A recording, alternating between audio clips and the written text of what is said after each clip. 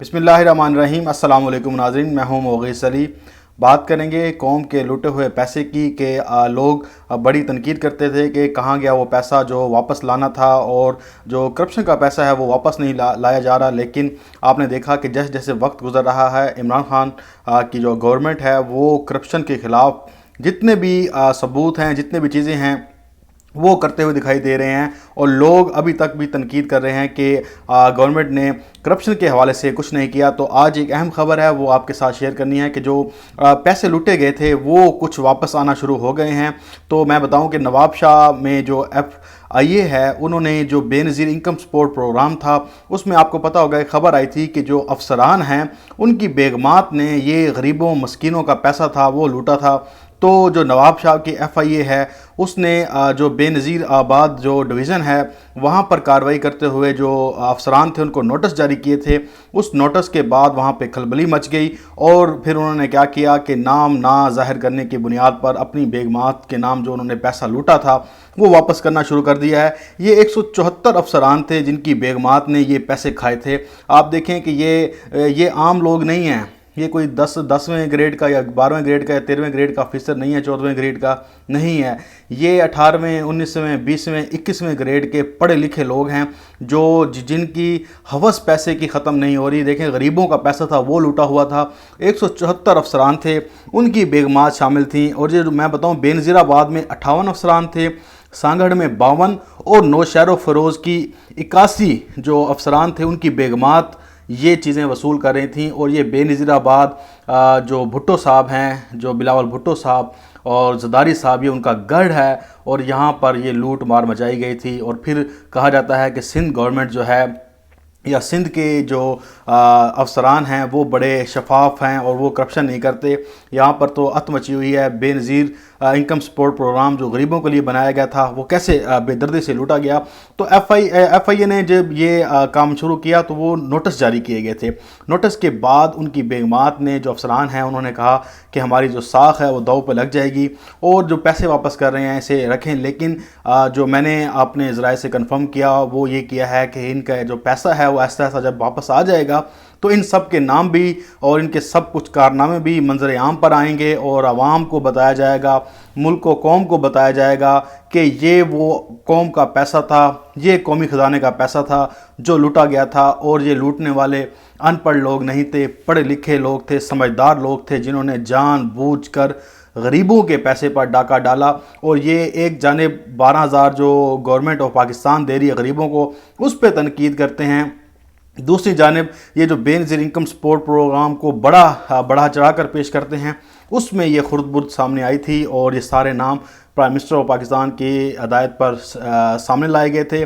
اب ان کے پیسے بھی ریکور ہونا شروع ہو گئے ہیں، اور یہ لوگ جو کہتے تھے کہ کرپشن کا پیسہ واپس نہیں آنا، یہ آئے گا اور ضرور آئے گا۔ اس میں دیر تو ہو سکتی ہے، لیکن جو عمران خان صاحب کی جو تیور ہیں، جو ان کا ایجنڈا ہے، جو ان کا ایک ویژن ہے، وہ یہی ہے کہ چاہے میرا اقتدار جاتا ہے تو جائے، لیکن پیسہ جو ہے وہ واپس آنا چاہیے۔ اس لیے بڑے بڑے مافیاز ہیں ان کے اوپر ہاتھ ڈالا جا رہا ہے۔ تاریخ میں اس طرح مافیاز پہ ہاتھ نہیں ڈالا گیا، پبلکلی بات نہیں کی گئی۔ اب یہ سب چیزیں پبلک کے سامنے آ رہی ہیں۔ آج بچہ بچہ جانتا ہے IPPs میں کیسے پاکستان کو چونا لگایا گیا، کیسے شوگر مل میں جو ہے شوگر مل مافیا نے پاکستان کو چونا لگایا۔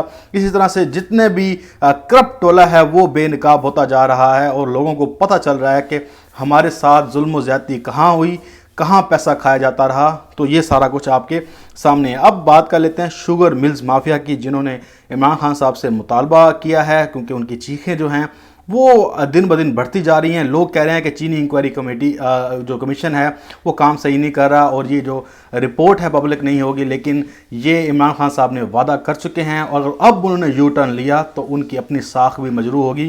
اور عمران خان صاحب نے بھی کہہ دیا ہے کہ اس معاملے پہ تو میں یو ٹرن ہرگز نہیں لے سکتا، اور یہ معاملہ میں آخر تک پہنچاؤں گا۔ اور شوگر مل مافیا کی جو تحقیقات ہیں وہ دن بدن تیز ہوتی جا رہی ہیں، اور 9 شوگر ملز کے جو مالکان ہیں ان کا بیان ریکارڈ کیا گیا، ان کے جو عہدیدار ہیں ان کا بیان بھی ریکارڈ کیا گیا۔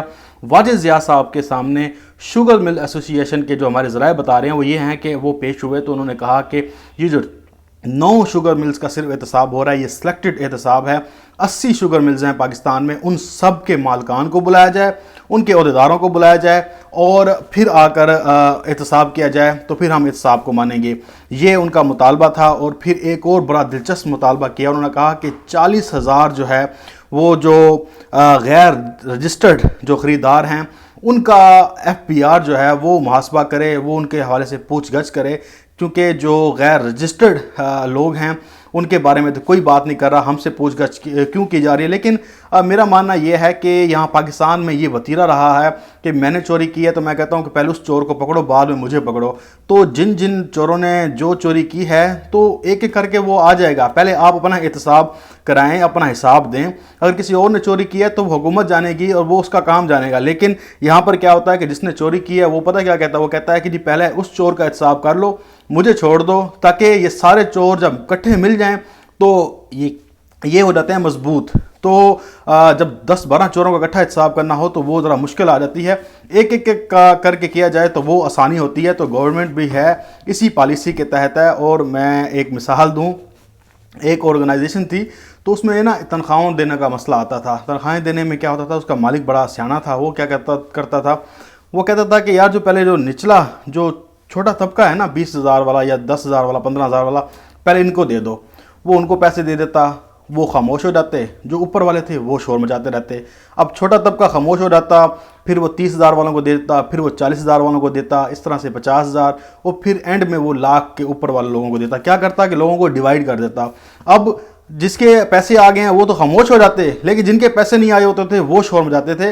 تو حکومت بھی اسی طرح سے کر رہی ہے کہ یہ اگر سب شوگر ملوں کو ایک ہی ساتھ لائن میں کھڑا کر کے ان کا احتساب شروع کیا جائے تو یہ سارے اکٹھے ہو جائیں گے۔ یہ ابھی بھی سارے ملے ہوئے ہیں، لیکن یہ 9 جو شوگر ملز کا احتساب ہے یہ اس لیے کیا جا رہا ہے کہ یہ ٹارگیٹڈ تھے، ان کے اوپر تو مکمل طور پر یہ چیزیں واضح ہو گئی تھیں کہ انہوں نے یہاں پر خورد برد کی ہے۔ اور آہستہ آہستہ اس کا جو دائرہ کار ہے وہ بڑھایا جائے گا، کیونکہ ہمارے پاس اداروں کے پاس اتنی کیپیسٹی نہیں ہے اور نہ ہی اتنی مین پاور ہے کہ وہ سب کا ایک ساتھ احتساب کر سکیں۔ تو جیسے جیسے یہ احتساب بڑھتا جائے گا پھر آپ کو چیخیں بھی وہ زیادہ سنائی دیتی رہیں گی۔ تو جو مطالبہ انہوں نے کیا، انہوں نے کہا کہ FBR جو ہے نا وہ غیر رجسٹرڈ جو خرید و فروخت کرتے ہیں 40,000 لوگ ہیں، ان کا جو ہے وہ محاسبہ کیا جائے، کیونکہ انہوں نے اپنے آپ کو رجسٹر نہیں کرایا۔ اور سیلز ٹیکس میں جو ہے، سیلز ٹیکس میں وہ چوری کا راستہ انہوں نے کھولا ہوا ہے اور وہاں سے وہ لوٹتے ہیں۔ اور پھر جو شوگر ملز مافیا ہے اس کا جو سربراہ ہیں، ان کے جو صدر تھے، انہوں نے ایک اور بھی انکشاف کیا، کیونکہ یہ دیکھیں جب پھنستے ہیں تو پھر دوسرے لوگوں کو بے نقاب بھی کرتے ہیں۔ انہوں نے کہا کہ حمزہ شہباز جو ہے اس کی شوگر مل نے 31,000 جو غیر رجسٹرڈ کاروباری افراد تھے ان میں چینی کی خرید و فروخت کی ہے۔ 31,000 لوگ تھے جن کے ساتھ حمزہ شہباز کی جو شوگر مل ہے، حمزہ شوگر ملز، حمزہ شہباز کی خیر نہیں ہے، حمزہ شوگر ملز ہے جو، تو وہ اس نے 31,000 غیر رجسٹرڈ کاروباری جو ہیں افراد ان کے ساتھ خرید و فروخت کی ہے۔ تو یہ بھی ایک نیا انکشاف اس کے ساتھ لازمی کرنا چاہیے تھا۔ اب آخری بات وہ میں کر دیتا ہوں کہ قومی اسمبلی کا پھر اجلاس ہوا اور آپ نے دیکھا کہ بڑا شور شرابہ بچاتی ہے اپوزیشن، لیکن اپوزیشن لیڈر آج خود غائب نظر آئے اور وہ ایک جو پارلیمنٹ کا تقدس ہے اس کو بڑا مانتے ہیں، گردانتے ہیں، لیکن جب خود کی باری آئی تو پھر انہوں نے گھر میں خود کو قرنطینہ کر لیا، وہ اجلاس میں نہیں آئے۔ لیکن پھر جو قومی اسمبلی کا اجلاس ہے جو عوام کے ٹیکس کے پیسوں سے بلایا گیا تھا، وہاں پر وہی جو پرانا وتیرہ ہے، اپوزیشن نے وہی حکومت پر الزامات کی بمباری کی۔ یہ نہیں دیکھا کہ پاکستان کے اندر کرونا پھیل رہا ہے، اس کے اوپر کوئی پالیسی دے دی جائے، اس کے اوپر کوئی تجاویز دے دی جائیں۔ لیکن بلاول بھٹو نے پھر پوائنٹ سکورنگ کرنے کی کوشش کی، بلکہ وفاق پر پھر الزامات لگاتے رہے کہ وہ سندھ کے ساتھ تعاون نہیں کر رہے، بلکہ وہ الزامات لگا رہے ہیں۔ لیکن آپ نے دیکھا کہ سندھ کے جو وزراء ہیں وہ روزانہ پریس کانفرنس کرتے تھے اور آ کے بیٹھ جاتے تھے۔ CM سندھ تو روزانہ کی بنیاد پہ پریس کانفرنس کر رہے تھے اور وہ آ کر پوائنٹ سکورنگ کرتے تھے، لیکن یہ الزامات وفاق پر ڈال دیے گئے۔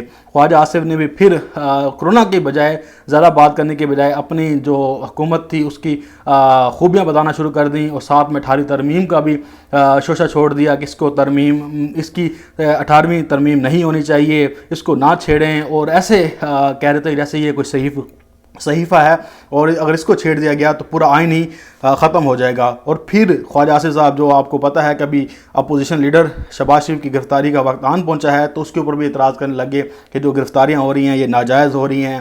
مطلب ہے کہ اپنی جو کرپشن ہے اس کو بچانے کے لیے ذاتی ایجنڈا ہے اس کو انہوں نے امپوز کیا، قوم کا کچھ بھی نہیں سوچا، صرف اپنی جو رونا ہوتا ہے وہ رو رہے تھے، ایک لفظ تھا لیکن وہ نہیں بول رہا۔ اب دوسری جانب یہ پارلیمنٹ کو تقدس کا بحال کرنا چاہتے ہیں، پنجاب کا بھی اجلاس ہو رہا ہے۔ ویسے تو میں ان دونوں اجلاسوں کے حق میں نہیں تھا کہ اس ٹائم حالات نہیں ہیں کہ اجلاس ضروری تھے، پیسہ خرچ کرنے والی بات ہے۔ اب جو بھی ہے حکومت کر رہی ہے کرنے دیتے، لیکن یہ اجلاس بلا کر بھی ایک اپوزیشن نے ہے نا وہ ملک و قوم کا پیسہ ہی ضائع کرایا۔ اب دوسری جانب سندھ میں اگر اجلاس بلانے کی بات کی گئی تحریک انصاف نے تو وہاں پر ریجیکٹ کر دیا گیا ہے۔ یہ ان کی منافقت ہے اور یہ سب کچھ آپ کے سامنے ہے، اور مجھے دیں اجازت، انشاءاللہ آپ سے پھر ایک نئی ویڈیو میں ملاقات ہوگی۔ تب تک کے لیے اجازت، اللہ حافظ، پاکستان زندہ باد۔